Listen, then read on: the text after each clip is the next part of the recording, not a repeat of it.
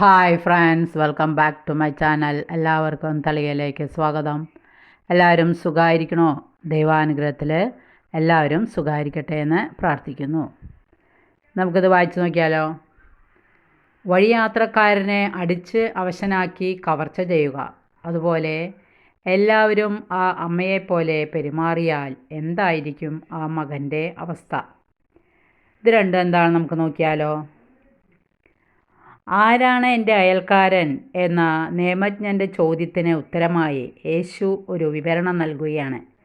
മനോഹരമായ ഈ വിവരണത്തിൽ സമൂഹത്തിൽ അന്നും ഇന്നും നടന്നുകൊണ്ടിരിക്കുന്ന യാഥാർത്ഥ്യങ്ങളുടെ നേരെ വിരൽ ചൂണ്ടിക്കൊണ്ടാണ് യേശു നമ്മുടെ കണ്ണുകളെ തുറപ്പിക്കുന്നത്. സമൂഹത്തിലെ 3 തരം സ്വഭാവക്കാരെ യേശു ഇവിടെ തുറന്നു കാട്ടുകയാണ്. അതെന്താണ് നമുക്ക് നോക്കിയാലോ.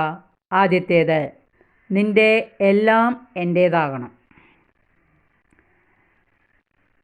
അതിനൊരു ഉദാഹരണം, വഴിയാത്രക്കാരനെ അടിച്ച് അവശനാക്കി അവനെ കവർച്ച ചെയ്ത് വസ്ത്രങ്ങൾ ഉരിഞ്ഞെടുത്ത് അർദ്ധപ്രാണനാക്കി വിടുകയാണ് ഒന്നാമത്തെ വിഭാഗം ചെയ്യുന്നത്.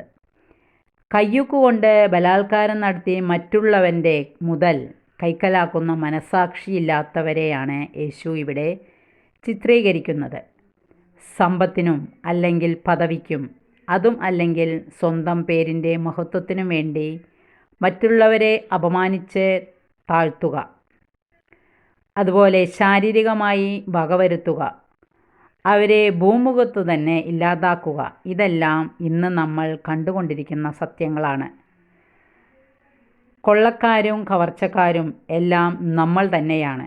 മദ്യവും ലഹരി വസ്തുക്കളും വിറ്റ് കാശുണ്ടാക്കുന്നവർ, കൈക്കൂലി വാങ്ങുന്നവർ, ഭക്ഷണത്തിൽ മായം ചേർക്കുന്നവർ, കരിച്ചന്ത നടത്തുന്നവർ, അതിർത്തിക്കല്ല് മാറ്റുന്നവർ എല്ലാം കൊള്ളക്കാരൻ്റെയും കവർച്ചക്കാരൻ്റെയും വിഭാഗത്തിൽപ്പെടും.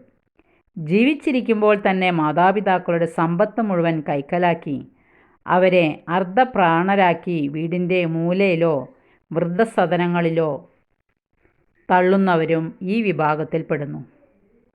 രണ്ടാമത്തത്, എനിക്ക് എൻ്റേത്, നിനക്ക് നിൻ്റേത്. ഇത് നോക്കിയാലോ. ലേവായൻ്റെയും പുരോഹിതൻ്റെയും പ്രവൃത്തി ഈ മനോഭാവത്തിൽപ്പെട്ടതാണ്. പ്രത്യക്ഷത്തിൽ ഇവർ അപകടകാരികളല്ലെന്ന് തോന്നിപ്പോകും. എന്നാൽ ഈ വിഭാഗവും സമൂഹത്തിന് നാശം വിതയ്ക്കുന്നു. സ്വാർത്ഥതയും സ്വന്തം കാര്യവും മാത്രം നോക്കി നടന്നാൽ സമൂഹത്തിന് ഇവരെ കൊണ്ട് എന്ത് പ്രയോജനം? സ്വന്തം കാര്യം മാത്രം നോക്കി നടക്കുന്ന ഇവർക്ക് ജീവിതത്തിൽ മുന്നോട്ടു പോകാൻ മറ്റുള്ളവരുടെ സഹായം വേണമെന്നുള്ളതാണ് സത്യം. ജീവിത പങ്കാളി, മാതാപിതാക്കൾ, മക്കൾ, അയൽവാസികൾ, ഭരണാധികാരികൾ ഇവരൊക്കെ ഈ മാർഗം സ്വീകരിക്കുകയാണെങ്കിൽ ലോകത്തിൻ്റെ അവസ്ഥ എന്തായിരിക്കും? ഞാനൊരു ഭവനത്തിൽ ചെന്നപ്പോൾ മകനുമായി അമ്മ ഫോണിൽ സംസാരിച്ചു കൊണ്ടിരിക്കുകയാണ്. മകൻ പറഞ്ഞു, എൻ്റെ കൂടെ ജോലി ചെയ്യുന്ന ഒരു കൂട്ടുകാരന് മോട്ടോർ സൈക്കിളിൽ അപകടമുണ്ടായി. ഞാൻ അവനെയും കൊണ്ട് ആശുപത്രിയിൽ പോകുകയാണ്. എന്നാൽ സ്വാർത്ഥമതിയായ അമ്മ പറയുകയാണ്, നീ കൂടുതൽ കാര്യം അന്വേഷിക്കേണ്ട, നിൻ്റെ കാര്യം നോക്കി ജോലിക്ക് പോകുക, ആവശ്യമില്ലാത്ത പ്രശ്നങ്ങൾ ഉണ്ടാക്കേണ്ട. ശ്രദ്ധിക്കുക, നാളെ ഈ മകന് അപകടം സംഭവിക്കുകയാണെങ്കിൽ എല്ലാവരും ആ അമ്മയെപ്പോലെ പെരുമാറിയാൽ എന്തായിരിക്കും ആ മകൻ്റെ അവസ്ഥ? ഇതുപോലെ മൂന്നാമത്തത്, എനിക്കുള്ളത് നിനക്കും കൂടെ. യേശു വിവരിച്ച നല്ല സമരക്കാരൻ ഇപ്രകാരമാണ് പ്രവർത്തിച്ചത്. തിരിച്ചു കിട്ടുമെന്ന് പ്രതീക്ഷിക്കാതെ തനിക്ക് സാധിക്കുന്ന എല്ലാ സഹായവും ആ നല്ല സമരക്കാരനിൽ നിന്നും ഉണ്ടായി. യേശു പ്രസാദിക്കുന്നത് ഇവിടെയാണ്. ഈ കാരുണ്യമാണ് യേശു നമ്മിൽ നിന്നും ആഗ്രഹിക്കുന്നത്.